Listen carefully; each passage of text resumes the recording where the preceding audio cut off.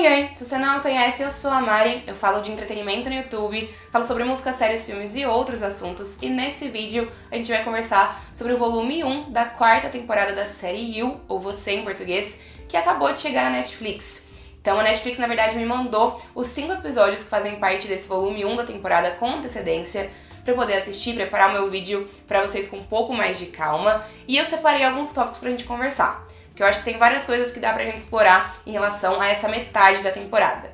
Acho que é importante dizer também que a próxima metade da temporada, os outros 5 episódios, chegam daqui exatamente um mês, então no dia 9 de março. A gente vai ter ali 4 semaninhas pra digerir os acontecimentos da primeira parte e se preparar pra segunda. Mas antes de fato começar a falar sobre os episódios, eu quero te pedir pra se inscrever no meu canal e pra me seguir nas redes sociais, se você ainda não tiver feito nenhuma dessas duas coisas, porque me ajuda muito, significa bastante pra mim. Enfim, quero começar dizendo que a quarta temporada de You começa muito bem. Eu acho que o episódio 1, o primeiro episódio da temporada, é um ótimo primeiro episódio. A gente viu o Joey terminando a terceira temporada em Paris, depois de tudo que aconteceu ali com a Love.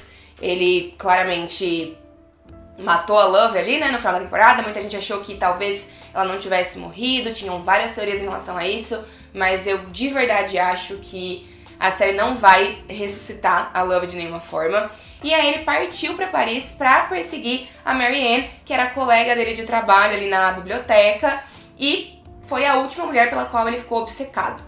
Só que quando a gente começa a quarta temporada, o Joey tá em Londres, ele não tá em Paris. É perto? É perto, mas é confuso, né? A gente fica se perguntando o que é que aconteceu. E o primeiro episódio, ele explica justamente o que aconteceu pro Joey não estar mais em Paris e agora estar em Londres. E aí, o primeiro episódio, ele constrói tanto um contexto pra gente de como tá a vida do Joey nesse momento, qual é o contexto da vida dele nesse momento, né? E também mostra flashbacks do que aconteceu pra ele chegar até ali. A gente vê que ele ficou procurando pela Marianne por muito tempo ali em Paris, e quando ele finalmente encontrou com ela, ela tava com medo porque a Love já tinha avisado ela do que tinha acontecido, e obviamente ela viu as notícias e achou que ele estivesse morto. Mas ele aparece vivo e ela entende que na verdade foi o Joe quem acabou matando a Love no final da temporada passada. E ela quer fugir, e o Joey, ele tem uma reação diferente de tudo que a gente viu ele fazendo até então, né, em relação a mulheres. Porque normalmente ele continua ali perseguindo até não ter jeito mais, até ele matar a pessoa. Mas dessa vez, ele decide deixar a Marianne ir embora. Aparece ali um contratado do pai da Love tentando matá-lo, e é esse contratado que dá uma nova identidade pro Joey viver em Londres. E esse contratado diz que o Joey tem que matar a Marianne porque ela é a única pessoa que sabe que ele tá vivo. Só que o Joey não faz isso. Inclusive, é a última vez que a gente ouve falar da Marianne na temporada, mas eu imagino que talvez mais pro final da temporada, ou, né, no caso, no segundo volume, ou no futuro, a Marianne vai voltar a ser um problema.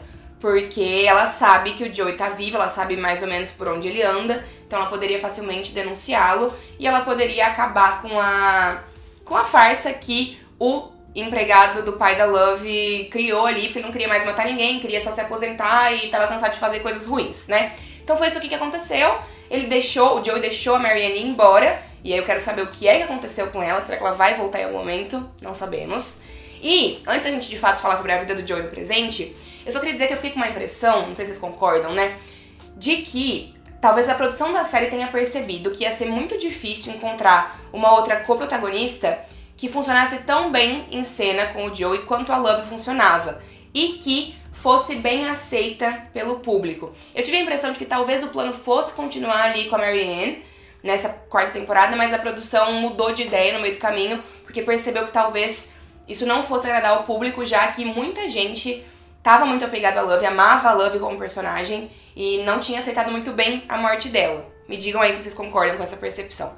E aí, nesse momento, então, a produção da série decide mudar a narrativa, virar a chave e trazer uma temporada diferente de tudo que a gente já viu de You até agora. É realmente uma temporada muito inovadora. Então, conforme a série vai mostrando pra gente a nova vida do Joe em Londres, agora ele é um professor de uma universidade, o nome dele é Jonathan Holmes, é o novo nome que ele tá usando. e ele faz uma amizade ali com outro colega, ele salva a namorada do colega e de repente ele se vê num novo ciclo de amigos, porque esse colega, que é o Malcolm, ele quer introduzir o Joey ali, levar o Joey junto com ele como agradecimento por ele ter salvado a namorada de um assalto. O final do primeiro episódio tem um plot twist muito legal, que eu não tinha sacado, porque eu evitei ver trailers dessa temporada, decidi que eu não ia assistir trailer nenhum, imagem nenhuma, porque eu queria realmente ser surpreendida.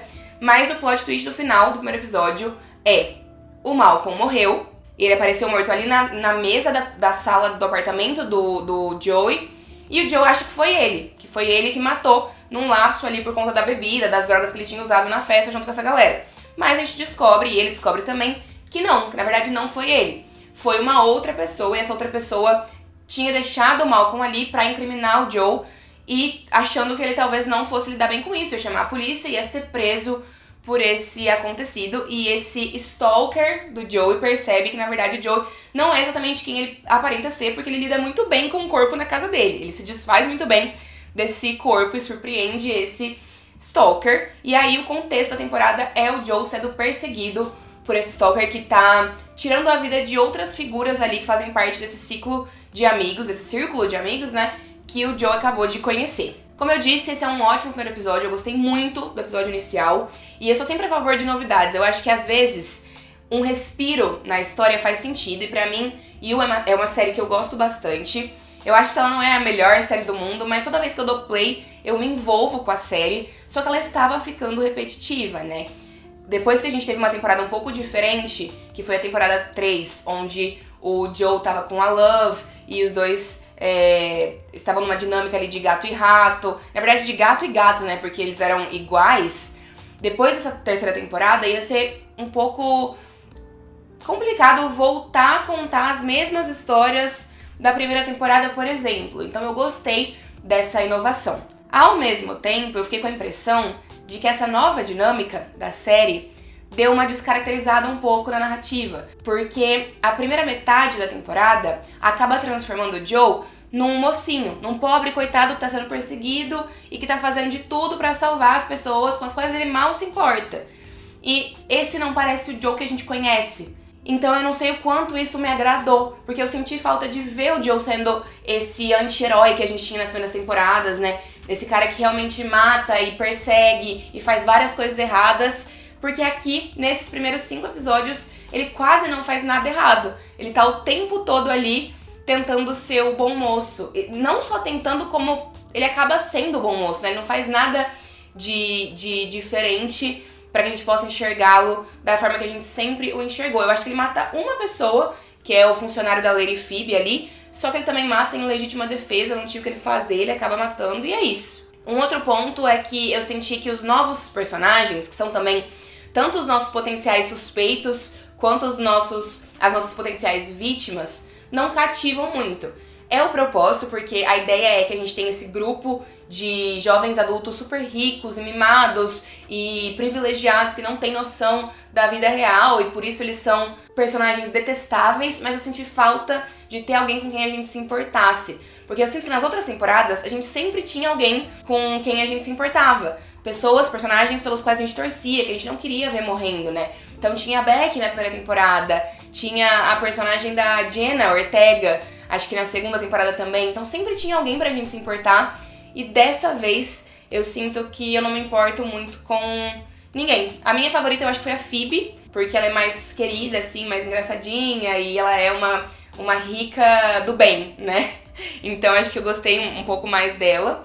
Mas a própria Kate, que acaba sendo o interesse romântico do Joe nessa temporada, eu acho que é o interesse amoroso do Joe mais fraco na história da série. Não tem muito clima ali, a personagem não é muito interessante e ela é bem insuportável. Inclusive eu simplesmente não comprei a história dela de querer esconder o corpo da amiga que aparece ali morta no quarto dela na casa de férias, que eles vão passar na casa de campo, né, passar uns dias na casa de campo, e aí aparece uma das amigas morta no quarto dela, e o Joe aparece nesse momento, não sei o quê, e ela ao invés de, sei lá, chamar a polícia, fazer alguma coisa normal, ela quer se livrar do corpo também.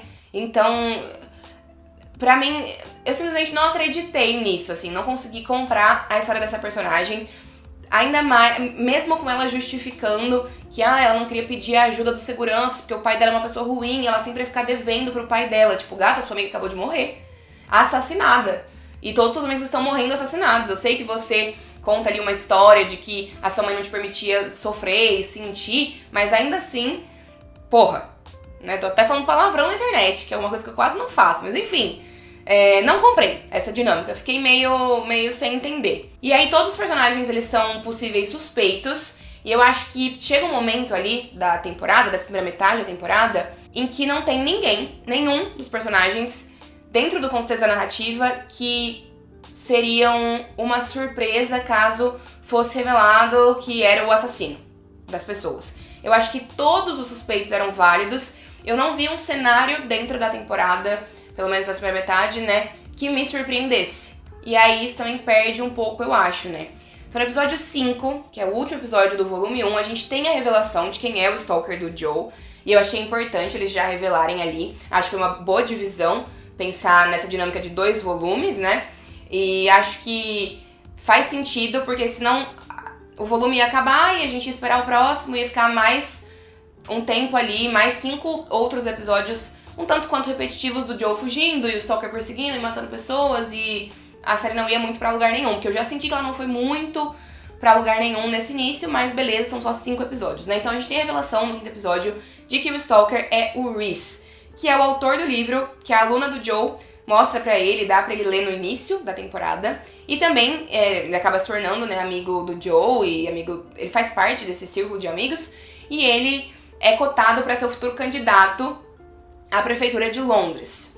E a gente tem essa revelação. Eu achei essa revelação um pouco previsível, sim, porque ele era o único que não estava, entre aspas, ali na casa de campo, e ninguém falou muito sobre isso, e a gente não tinha visto ele dentro desse contexto, né?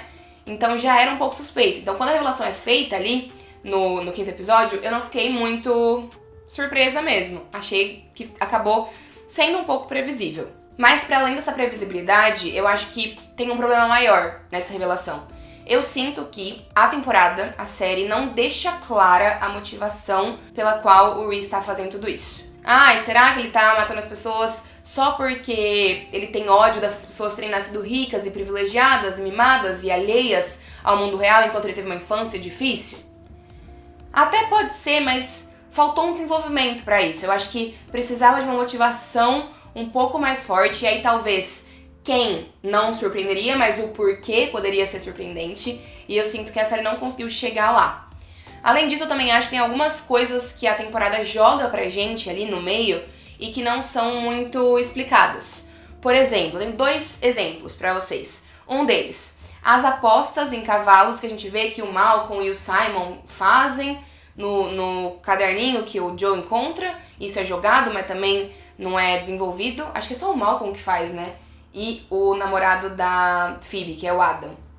Acho que é isso. Mas enfim, essa informação não vai pra lugar nenhum, não leva a história pra lugar nenhum. Uma outra coisa que também não leva a história pra lugar nenhum é a exploração do Simon em relação a outros artistas. Então, a série aborda ali depois que o Simon é morto, né? Ele é a segunda vítima do assassino, que o Simon, então, é um artista, mas que, na verdade, ele rouba o trabalho de outros artistas. Ele se apropria desses trabalhos.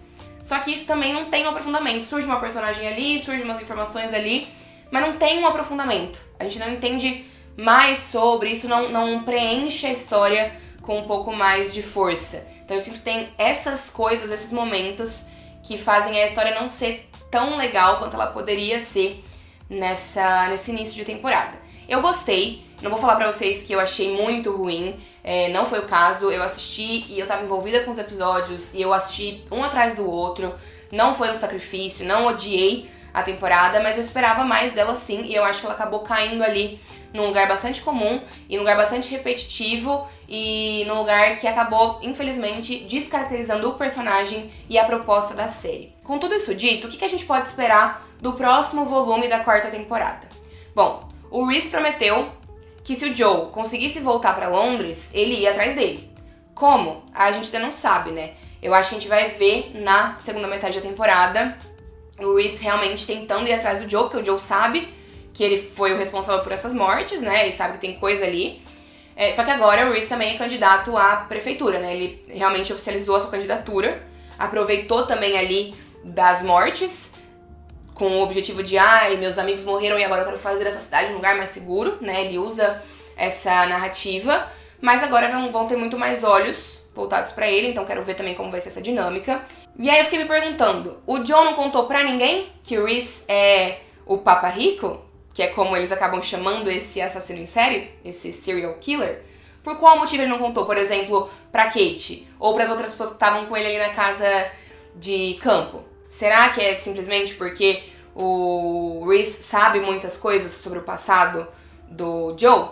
E será que no volume 2 a gente vai ver o Joe virando o jogo e voltando a ser mais parecido com o personagem que a gente conhece? Então, ao invés de só esperar as coisas virem até ele de fato agir de forma mais ativa, né? E se colocar de fato como o stalker que ele mesmo é e tentar se vingar do Reese de alguma forma? Eu espero que sim, eu espero que nessa segunda metade da temporada as coisas virem um pouco, né? O Joe consiga virar ali o jogo um pouco, pra gente ter um pouquinho mais do que a gente tá acostumado e do que a gente tanto gosta nessa série, né?